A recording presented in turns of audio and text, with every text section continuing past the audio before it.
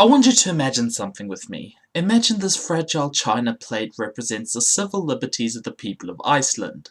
Now this hammer represents censorship. What is being talked about in Iceland is the government driving to the hardware store and buying a hammer. Shortly thereafter the plate will be given a judicious tap by Galedine's stumpy figure, and a small sliver of the plate will undoubtedly fall to the ground. Now this sliver will represent the content that Dines finds offensive, as she describes it, gonzo pornography, which as far as anyone can tell includes something as violent as a slap in the ass. The reality is, of course, that the anti-porn lobby have nothing. The burden of proof lies on the accuser, and in over 30 years of experimental psychological research, nothing has been found and no harm to society has ever been proven. For example, if porn was the cause of rape, then why has rape fallen to the lowest since 1985 in America? This just doesn't add up. In fact, it's never added up. But the point here is that not every group of people will make and take evidence. There are always people who will not need evidence for their claims, some of history's greatest cowards like Hitler, Stalin and Joseph McCartney, whose weapons are fear, censorship and propaganda, the tools of tyrants. The most sickening aspect to all of this is that this is somehow being touted as a progressive policy. I'm sorry, but I thought the idea of being politically progressive was to move society forward, not backwards into a dark age where all ideas and knowledge is controlled and disseminated by a designated group.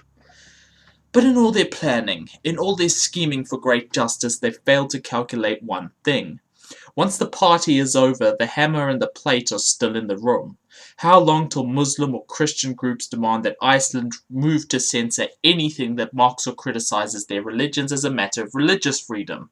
How long till the left tries to remove all rightist ideas from the spectrum, or vice versa?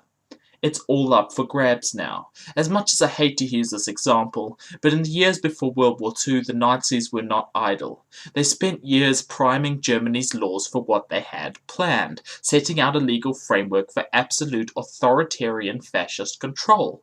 The easiest freedoms to discard are always the first to go. I don't watch porn, so I don't care is not a good enough answer, because, as Martin Niemöller said, first they came for the socialists, and I did not speak out because I was not a socialist. Then they came for the trade unionists. I did not speak out because I was not a trade unionist. Then they came for the Jews, and I did not speak out because I was not a Jew. And then they came for me, and there was no one left to speak for me.